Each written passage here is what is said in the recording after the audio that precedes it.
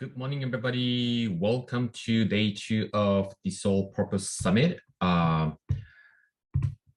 just want to make sure that everyone can hear me. If you could give me some feedback using the chat box that you can hear me, that'd be great. Especially I plug in my microphone from the other side of the computer today. So I just want to make sure that it's working. Thank you, Jacqueline. Some of you are here since 7:30 or 7:40. So I like that enthusiasm of entering early. It shows the excitement and the motivation that you're having to really live the life based on the soul's purpose. So congratulations on that. I just want to make sure that I'm letting people enter in. So at the beginning, okay, thank you, Amanda. At the beginning, I need to multitask from audio to presenting to having people enter. So welcome to day 2, everybody. So the schedule is going to be the same today. I'm gonna talk about the first portion of day 2, which is all about integrating, embodying soul's purpose. And I'm gonna talk about what really embodiment means. And then we're gonna have, there you go, there are a couple of people coming in right now. Then I'm gonna talk about, I'm gonna talk about maybe 45-50 minutes, and then again 15 minutes break. And the second half, I'm gonna talk about this important topic of your life is not about you. I think when I was presenting this schedule on the Facebook group, somebody was really interested in this last part of it. When we really begin understanding that the life is not about us, but it's all about everyone else whose life we touch, something magical is gonna happen. So let's see. Oh, that's because you're awesome. Thank you, Lisa. You're contributing to this summit greatly by sharing with me the Eckhart Tolle's quote, Lisa. So I want to come back to that quote though, because I'm not going to read through again, but I just want to remind, because I'm a reminder, right? And today, what I'm going to be talking about is going to be related to what I talked about yesterday. And the way that I often like to run the summit and workshop is to be explaining things, similar things from a different perspective, because there is always a different aha moment for people based on where the mind is or how much you are listening to, actually, because sometimes people go to a thought trip, right? And then the space repetition and being in this energy of the truth. This is the energy of the truth that is intentional, and how we're designed and supposed to be living is really important. So I take pretty seriously the time that we're together to really do the best I can to help you realize, right? And I was talking about yesterday that there's 2 layers of realization. You can call it spiritual awakening or self-realization. And the first step is to realize that we are bigger and more than the mind and the body. And that's something that you can intuitively feel. It's not, it's interesting because when I start talking about this kind of stuff and begin sort of sharing things in a different Facebook group, there are a group of people who are really scientific, and there are a group of people who are really seeking like evidence of proof. And I don't have that. I don't have the evidence of proof, but beliefs are always somewhat distorted, and the direct experience that we have is always real. So the deeper knowing, because I cannot prove my knowing, but at the same time, it's very interesting that people are attracted to this sort of conversation, and people feel resonate with it, even though this might not be something that you are taught. Oh, somebody's writing. It says, hi, good morning. I don't know how that happens. Good morning. Maybe it's in the chat. You see, this is something new to me. So I really want people to follow that. Like anything that resonates with you, why does it feel that way, even though it's not something that you are taught? It's because it's already inside of you. And as I said yesterday, that the essence of who we are in the spiritual fifth dimensional plane, we are perfect and we're complete. There's nothing that's lacking. And it's almost like the journey of life is when we got thrown to this physical world and then we start having all these conditionings, and it makes us crowd a little bit and not to be able to see what we what we already know and who we already are. So it's rather interesting, the path of the life journey is that this is something that I wasn't going to say or share in the summit, but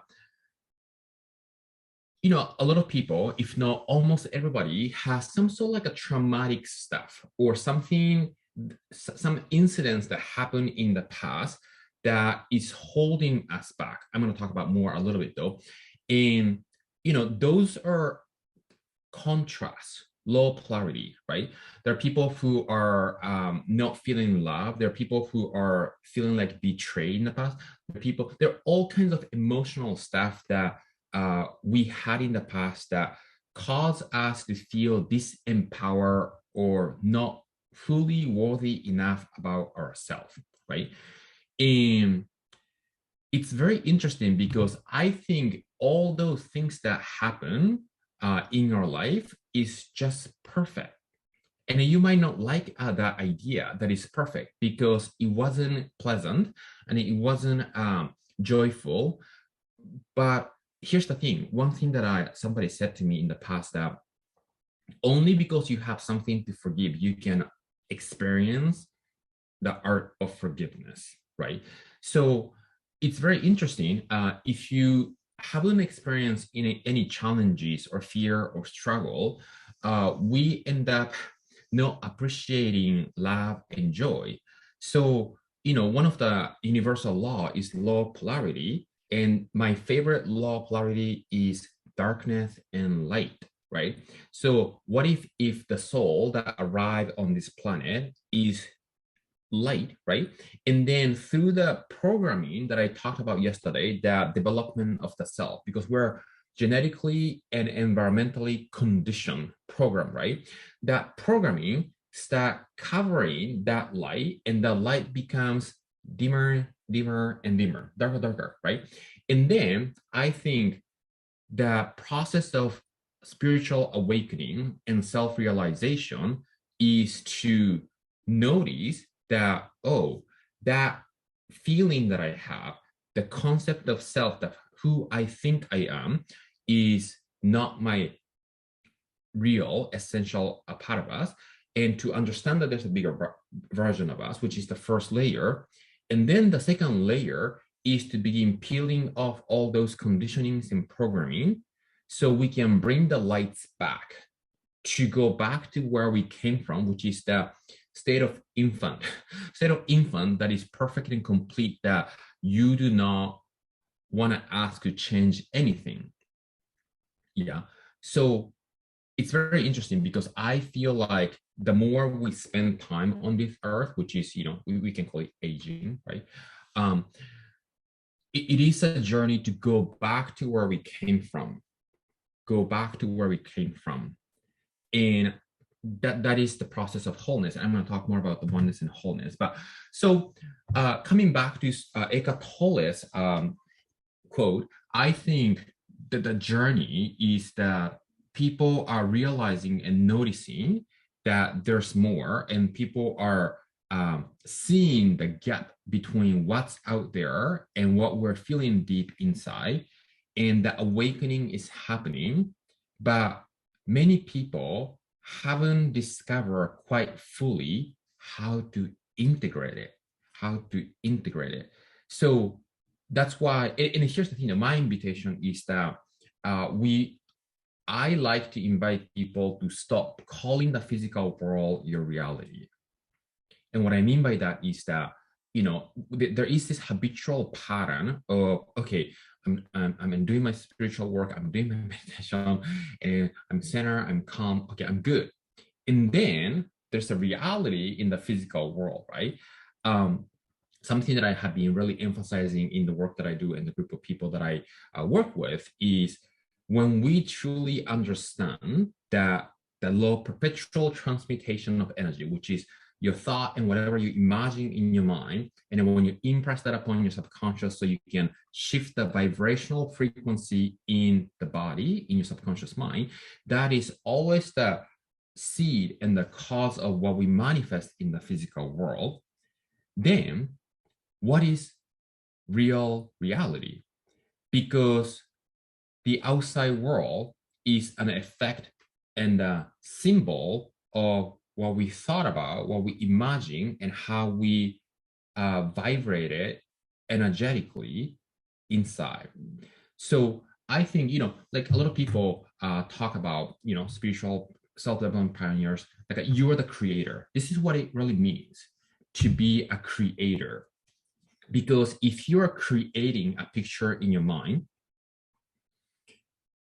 adding emotions, and then if you really believe and trust that that can become the seed and the cause of what you're going to attract and resonate and harmonize around us, that is a true creation, right? So and then, we want to appreciate all the good things that we experience in the physical world. I'm not saying to deny that, but I think many people are not trained to suspend and neutralize contrast.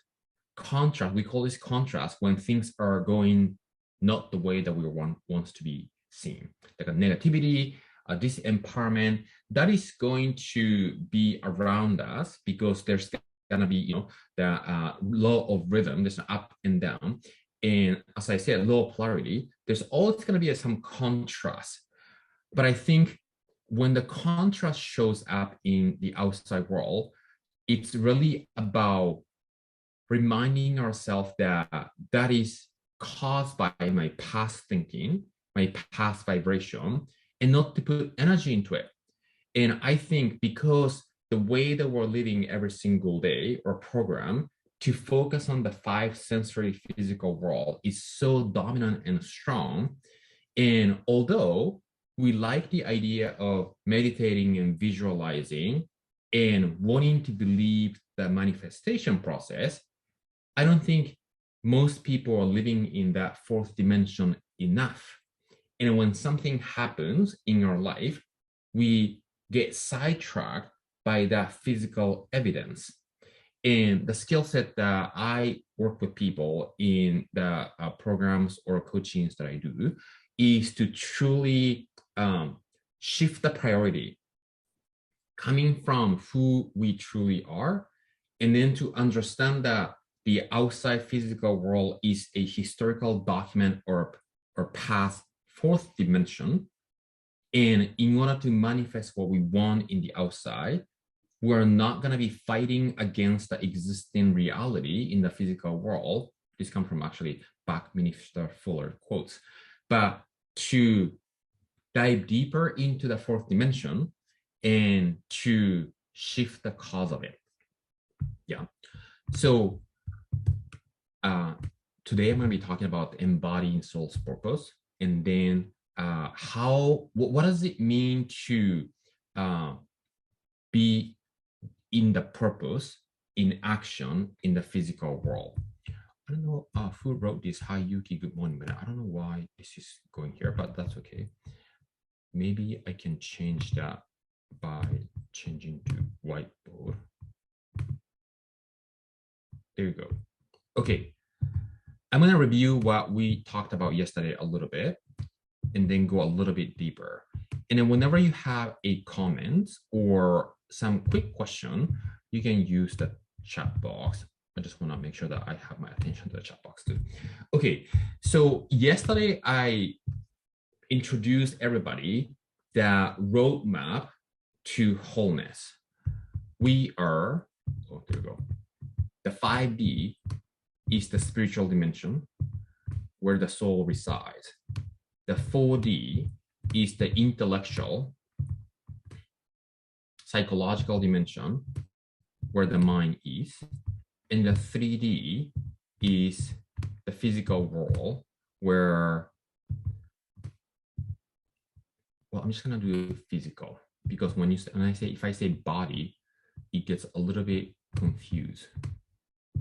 So I'm going to do this here, intellectual, right? Spiritual, intellectual, physical. In 3D is where the outside world is, outside world environment. And you have the mind and the body.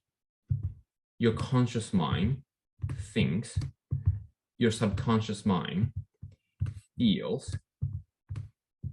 These are the language of the fourth dimension.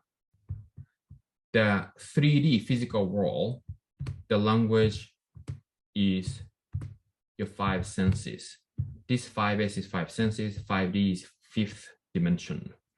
The spiritual world, the language is knowing and being. Yeah. This is where the soul lives. This is where the mind lives. This is where the body lives. I'm putting here mind and body, because your body is your subconscious mind. Oh, I thought Ken entered, but maybe he left and he re-entered. Okay. So this is the whole picture, right? And yesterday, I also talked about the development of the self. So imagine that you got thrown into this world and you got exposed to all the programmings and conditionings. And you started to develop a sense of self, who you think you are. And if who you think you are, who you feel you are, and what you believe about you, most of the time have no foundation. This is Bob Proctor's language. Now, what do I mean by have no foundation? It's somebody else's information, belief, emotional pattern, thinking process enter into our system before the age of 6 and 7, when the subconscious was fully open. That's how the self was developed.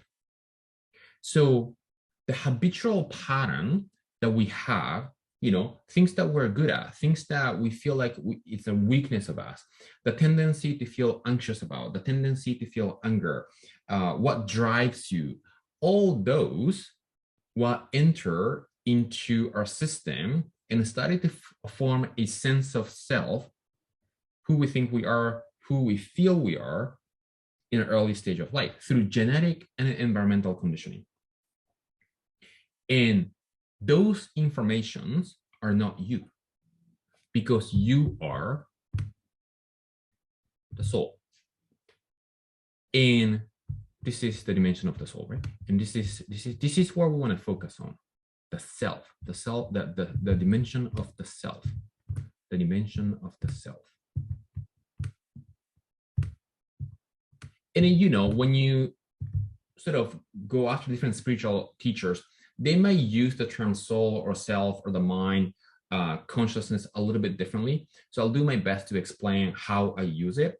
But self is an idea in the mind. And the idea in the mind is always connected to the feeling in the body. There's no way that we can disconnect those, because the mind and the body are connected. The conscious mind and subconscious mind are constantly communicating. But what I mean by the self is not you is that this is your dynamic you. This is the fluid you. This is the you that whoever you choose to be, you can become. And this 5D you is the essential absolute you. I was just hesitating because when I was sharing something on my Facebook, and somebody said that there's no such a thing as absolute. So let me think.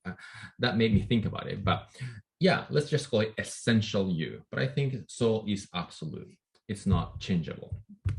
So there are two yous. There are actually three yous. I don't want to confuse you. There are three yous. But the real you, essential you, lives in 5D. Right? So that is the I am. There's nothing after the I am. I am is the 5D you. And the self is the dynamic fluid you, and that you, most people assume that it's determined, or most people that you controls them to do the thing, to think the same thing, to feel the same thing over and over. And many people are trapped in this fluid dynamic you. Why do I call fluid dynamic you? Because it's not fixated. A lot of people assume that this is a determined you, but this you, the self that lives in your mind as an idea, is not fixated, it's dynamic. And not many people know how to change it. And change this you, the concept of self, is what I love working with people.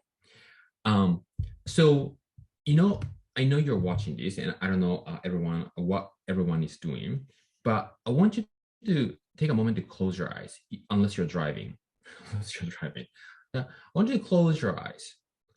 And close your eyes, and when you close your eyes, it becomes dark, and you cannot see what you are seeing, and then you just kind of, it's dark, right? But that experience that you're having right now inside of you is actually the self. And then thought shows up, right? Bubbles up. Maybe there's a different picture that shows up about you. All those that is happening in your mind, and the picture that you're experiencing, the thoughts that you're having, the feeling that you can observe inside is the self. And that self needs to be nurtured, cultivated, and to expand, to become who you want to become in order to become the conscious manifester. We are always manifesting. So what we want to practice is to get in touch with this insight that seems like there's nothing at the beginning if you're not used to go there, right? Because we're so immersed in this visual, auditory, and all the five sensory world. But what we want to begin changing and shifting and cultivating is the place that you experience when you close your eyes. When you close your eyes, there are thoughts, there's sensations, there's feeling, there's a picture that shows up in your mind, which we can call imagination. That is the self that is you. That is the 4D you, which I indicated earlier that is a real world that is the seed of the effect in the 3D physical world. Yeah. Now, how exactly we do that, we're not going to have time to go over that, but I just want to show how invisible it is, right? How invisible it is, and how, if you're not used to, you might be used to meditating, right? And you might be used to sort of going to this place of closing the eyes and emptying the mind. But I think it's a new idea for a lot of people that is the self. The darkness that you don't see anything, that feeling and a sensation that you can tap into, that world is the self. So self is a concept in the mind, right? The self concept. And self-esteem is the feeling that goes with what you see in your imagined world. So that is the relationship between the mind and the body. Now, one of the keys that I want to remind you, the slogan that I have for this summit, is that the goal is to express the 5D soul into the physical world. And in order to do that, what needs to happen is not only realizing this real essential you, but we need to begin working on moving the concept of self closer and closer to the perfection of the soul. When the self and the soul meet and merge, that opens the heart, and that creates a way for the soul to express in the physical world. And that's when we feel truly fulfilled and plus successful because we're manifesting in the outside. And that is the embodiment of the soul. And that is the embodiment of the wholeness, because we are living in 3 planes of understanding. And many people are focusing on the 3D, wanting to take care of the 4D. And once in a while, when they remember, go to 5D, but the 5D, 4D, 3Ds are not fully integrated, just like Eckhart Tolle said. Yeah. So when you move the 4D to 5D, 5D will be expressed to 3D. That is the simple analogy. Okay, Jennifer is asking, is this what some refer to as union with the higher self? You know, I don't know who the some people are. In your case, I found that many people who talk about the higher self are talking about realizing the 5D soul. I don't know too many people who are talking about moving the 4D into 5D. It almost feels like this is something that I said day 1 yesterday, that there is some separation that I'm seeing. The spiritual community talks about higher self, and then they're working on connecting with their essence. And then for some reason, the idea of connecting with the essence has nothing to do with the 4D self, and almost like they're wanting to let go of the self, the mind as an enemy, to be able to connect with the higher self. That's the spiritual view that I have observed. And then when you go to a goal-getter, motivation-driven personal development industry, they're so focused on becoming the best version in the level of 4D, and there's no any spiritual connection. This is what I'm talking about. I'm interested in both. And the order needs to be connecting with 5D first and moving. So realizing the 5D you, and then moving the 4D closer to 5D. So the 5D will be expressed into 3D. Yeah. So one of the things that I wanted to make sure that I communicate today that is a little bit different from yesterday is, let's see, I have 2 things that I want to talk about. So I want to talk about worthiness, because worthiness is one of the key factors that I feel like a lot of people, quote unquote, struggle, because not many people know how to change their habitual automatic feeling.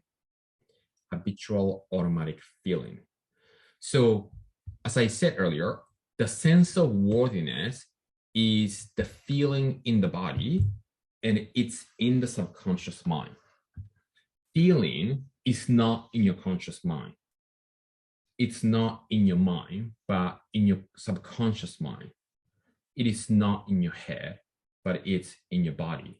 Well, that's not quite accurate, because your head is your body. Your head is not your mind. But we feel in neck down, right? We think in the mind, and the activity of our thoughts creates some electrical activity in the brain. So we think that we're thinking in the brain, but it's just a after effect. That's just another story. It gets complicated when I start talking about that. But a simple thing, self-image is what we see in our mind, and self-esteem, feeling, is the worthiness in the body. Yeah. So people are still entering. That's interesting. So what we want to really focus on, actually, let me erase this, because I want to create a little bit of new perspective. This is your mind. this is your body, and the thoughts and the feeling, right? Self, this is the world of the self. But here you have the concept of you in your mind. And here you have the worthiness of you in the feeling. Worthiness. So your mind thinks, your body feels, and the self has a concept in the mind and the worthiness in the feeling. Yeah. And I think a lot of people are trapped in their past driven feeling of not feeling worthy enough. And that dictates what they think and how they see themselves. Anybody resonate with this? And because they have a sense of not good enoughness or unworthiness, that feeling trapped in their subconscious mind, whenever an information or feedback that comes from the outside world, that we perceive the outside world feedback based on what we believe about ourselves. So a lot of things coming from the outside world impact based on how we feel about ourselves. Does that make sense? Because outside information, feedback is just, they just are. And everything has to do with how we perceive. And that perception is being created based on how we see ourselves and how we feel about ourselves. Yeah. Here's what's happening. And if you have been into my workshop in the past, this is one of my favorite things that I like to talk about. How you see you. This is what I meant earlier by there are 3 yous. So the first you is your essential soul you. Yeah. And the second you is the self. But for some reason, people have another you. So how you see you is what you see yourself in your mind. Yeah. I'm gonna go slow because this thing sometimes get, it's a little puzzling. You might get puzzled with this. So every single thoughts that you think automatically, habitually, comes from the sense of worthiness that you have and how actually habitually you ended up seeing yourself, right? That's why people have different ways of thinking based on their self-image and concept of themselves. How you see you only resides in your mind. Nobody else can decide how you see you in your mind because nobody else can enter into your individual mind. Yeah, I'm going slow intentionally so people can kind of process and then let that sink in. So many people, especially when it comes from coaching and subconscious reprogramming, because I think there has been a movement of spirituality, there has been a movement of personal development, and there has been a movement of reprogramming the subconscious mind, right? Releasing the trauma, letting go, all those things, right? Especially in that energy field, to use different modalities to release the emotional wound, whatever that is, right? So many people are focusing on trying to change the second you, how you see you, the second you.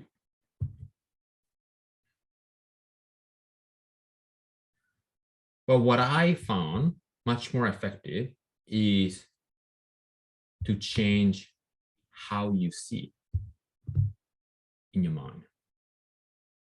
So you're not going to be changing that you're assuming who you are based on the past experience. Because when you start shifting how you see in your mind, the you will automatically change. I'm going to repeat this a couple of times because I really want people to get this.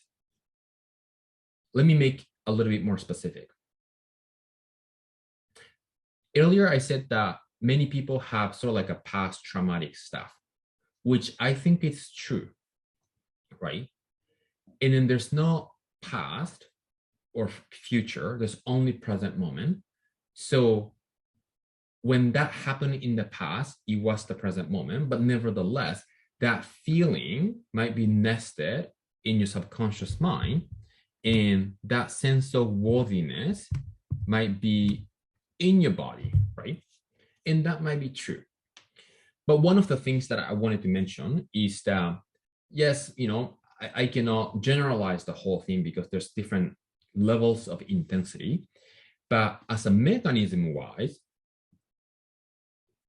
that concept of you and the worthiness that you are experiencing inside is not the real you. That's just an information. So how do we build a certain sense of worthiness or unworthiness in the past? Maybe somebody said to us something and we didn't feel confident enough and we took it personally. And then there was some incidents around it, and that gave us an emotional impact to feel the way we ended up choosing to see ourselves as in a certain way. That's just an example, right? And then because that incident and event happened, we started to build a certain way of seeing ourselves. That is the concept of self and the worthiness. So that's already something that happened in the past, right? And when we when we continue to see ourselves as somebody who had an emotional stuff, somebody who had some sort of wound, right? That is how we're seeing ourselves as. But notice that those are experience and the energy that might be trapped in the body and the subconscious, but it's just the information and it's not your real essential you, and it can change. Let me give you an example. I have never given this example. I used to give this example often. I want you to imagine a baseball player, right? And you're standing to hit the ball, right? And the pitcher throws the ball towards you, and that ball hit your body, right? And it's painful. So now you have this sort of a trauma of that painful experience. And whenever you stand on that, game and then look at the picture, you might have a flashback of ball not coming in front of you, but coming towards your body to hit. Does that resonate? I just want you to I want to give you this example and you can sort of apply in your situation. Like when something painful physically and emotionally happen, there is some sort of like a flashback that shows up in our imagination, right? Now, how do we overcome that flashback and the feeling of fear when you stand on that game next time? You got to visualize it, because now you have this sort of like emotional, situational view. Standing there, the ball might hit you, right? So unless you visualize that the ball is going to come in front of you over and over and over until that feeling and visual becomes more dominant, and then you start forgetting about ball coming to your body, you will continue to have that flashback. Does that make sense? So if I connect this example and what I'm talking about here is that ball hitting your body, let's say that's your a past trauma, or whatever that wound that you might be continuing to see yourself as that person, it will not go away, or it takes longer if you want to get rid of it, right? So what we need to practice, it's not that we need to change you, but we need to change how you see yourself in your mind. Does that make sense? If you decide that, or if you continue to carry that idea that this happened in the past, I had a, I don't know, traumatic event, I wasn't loved by this person, and that I know that that is probably in your memory. But when you focus, if you continue to focus on that and trying to get rid of that, because that is what you're putting your attention to, you will continue to roll that energy and move forward with the same feeling. This is just my view, right? There are people who actually disagree with this idea strongly. I believe, doing what I have been doing, we don't need to focus too much on the past problem. We do want to identify it and then work through the process of embracing it. Because only because you had that incident, you learned the lesson and you have the sensitivity and awareness that you have today. So I think the key is to identify number one, embrace number two, and then how do we embrace that? It was painful in the past, but there's always a gift. That's the law of polarity, right? Darkness and the light. Darkness always have a light aspect. Pain and negative incidents always has a gift. So the activity of shifting the perspective to choose to see the gift and the light in that darkness is what we want to put the energy, right? And then to choose how I want to see myself instead. So once you've done that, bringing up all those identification, embracing process, and identifying the gift and all that, all we want to, moving forward, pay attention to is to decide how you want to see yourself instead, and then practice your attention and imagination. Because the current version of you that you might be feeling not fully worthy, or whatever that feeling, enter into the system in the path through space repetition, through suggestion. People saying something, you interpreting something, and you're telling yourself something who you are actually not. The words that we use, the thoughts that we thought, the internal dialogue, and taking personally what others told you who you might be, or the actual incidents or situation that made you think that is who you are, that is who you are. That is who you feel you are. That's what I meant, right? So all the things, the concept of you, the worthiness, those are all just information and collection of suggestion that is nested for a certain period of time. So instead of seeing you, that is you, because when you start focusing on the you that you do not want to be, you will attract and manifest more of that, because that's what you're putting the energy.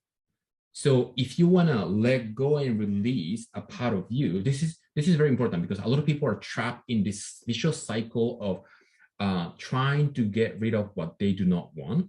But if you want to get rid of what you do not want, you want to identify, embrace, find the gift and the lesson, and then move on and begin practicing, visualizing in your mind who you want to be, and rehearse over and over and over, because your subconscious mind cannot tell the difference between what's real in the outside world and what you imagine. When you create a solid, clear picture of who you want to become, what is the quality that you want to have, and then practice transferring that into your feeling with the absolute, I'm using the term absolute, worthiness you will start seeing replacing. Because when you stop putting energy into what you don't want, those things that you don't want will fade and drop away. And I think this is a little bit newer concept for a lot of people.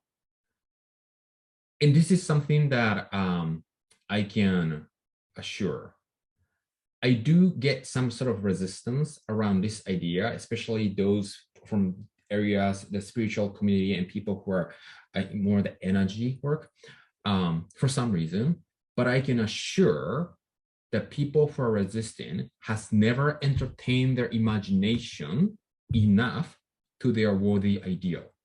They have never done it because they're so busy focusing on getting rid of what they don't want. Yeah. Does that make sense? So this is a huge message to change the concept of yourself and the worthiness of who you are. You don't need to change yourself at all. You just need to change how you see you using imagination and all the practices. So the reason that I wanted to emphasize this today is because I have observed so many people trapped in this place. And then this trap continues to think the same thinking pattern, feel the same feeling pattern, be in the same mood, and they try something different, but they come back to this default state. And people seems like they need help to actually shift and move out of that. So this is the key and the secret. You don't need to change who you are, but you only need to work on changing how you see you in your mind, because the concept of self only lives and resides in your mind. And if we really follow the law of perpetual transmutation of energy and then embrace the nature of the subconscious mind, you can change your subconscious programming using your thinking. And there's, different sort of details and perspective. But one of the things that I really wanted to focus on is to really focus on the nature of the mind in this process.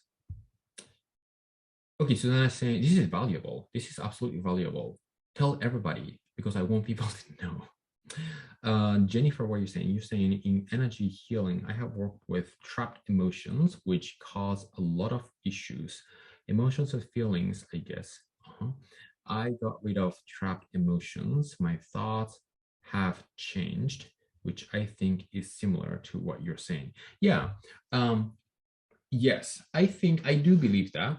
When you release the emotion, the thinking patterns change. But I think what I'm inviting everyone to focus on is that you have a free will. What is free will? Free will is an ability to choose any thoughts that you want to be thinking.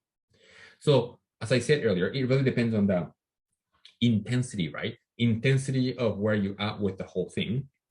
So I'm not generalizing as a package, but as a mechanism and the functionality of the mind, subconscious mind, and attraction, you can choose to go to the imagined world based on your desire anytime.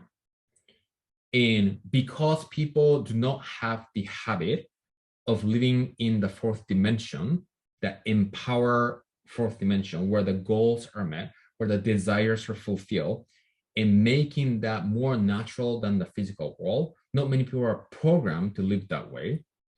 But if we want to become a creator, and if we know that the seed of the outside world lives in our imagination and our thinking, it is a fun thing to live there. And I think a lot of children are fantasizing all the time and living there. But then maybe in school, this is what Bob says, in school, when people are fantasizing, teacher says to pay attention to it, to come back to reality, even though the actual reality is in that fantasy. Does that make sense? So a lot of the things that we are gifted as a human have been diminished through the lack of understanding of who we are through the process of growing, whatever that is. Okay, so when we are able to control and navigate the concept of self and the worthiness, we can begin embodying soul purpose. So before we go to the break,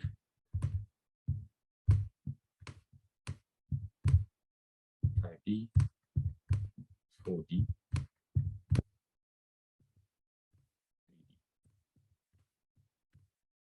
yeah,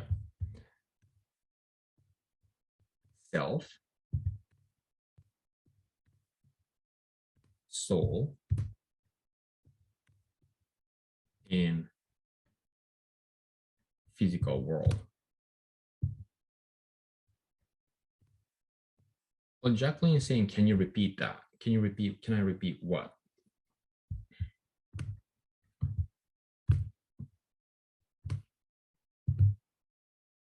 The embodiment of wholeness, the embodiment of the soul's purpose is done by moving the 4D self closer to the soul.